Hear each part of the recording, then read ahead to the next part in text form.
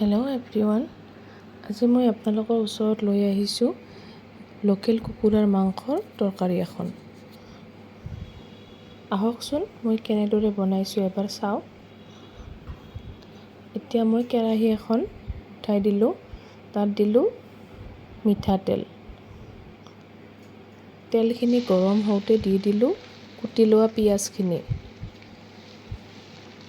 এতিয়া মই পিঁয়াজখিনি ভালদৰে ভাজি ল'ম। এতিয়া দি দিছোঁ মাংসখিনি। মাংসখিনি দিয়াৰ পিছত ভালদৰে লৰাই দিম।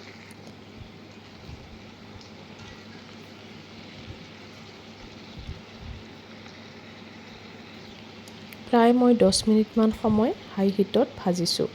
এতিয়া দিলোঁ নিমখ, হালধি।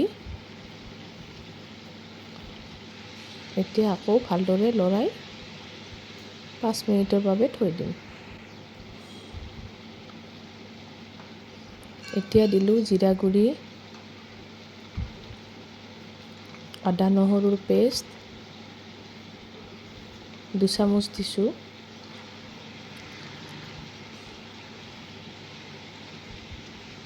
এতিয়া ভালদৰে লৰাই আৰু 10 মিনিটৰ বাবে সিজিব দিম। এতিয়া চাওকচোন কি ধুনীয়া কালাৰ এটা আহিছে।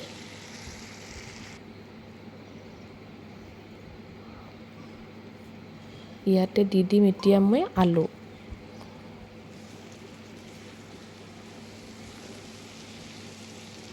আলুৱে মাংসই ভালদৰে অকণমান সময় ভালদৰে ভাজি ল'লোঁ।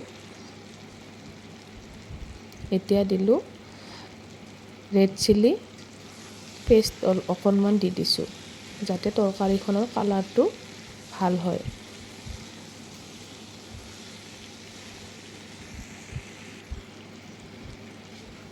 এতিয়া ভাজি ভাজি মই মাংসখিনি সিজাই লৈছোঁ ভালদৰে। আৰু চাওকচোন কালাৰটো একদম ক'লা হৈ আহিছে। লোহাৰ কেৰাহীত বনাইছোঁ যে এইটোৰ কাৰণে। এতিয়া এড কৰি দিছোঁ মই গৰম পানী।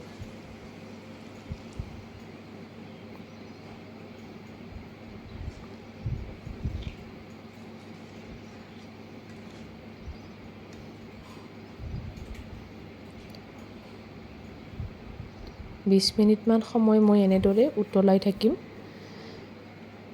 আলু আৰু মাংস ভালদৰে সিজালৈকে।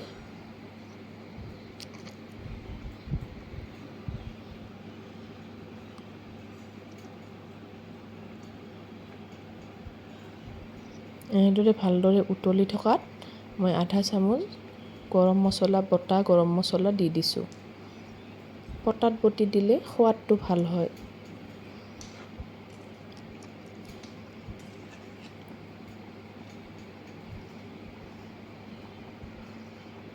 এতিয়া মোৰ হৈ গ'ল তৰকাৰীখন।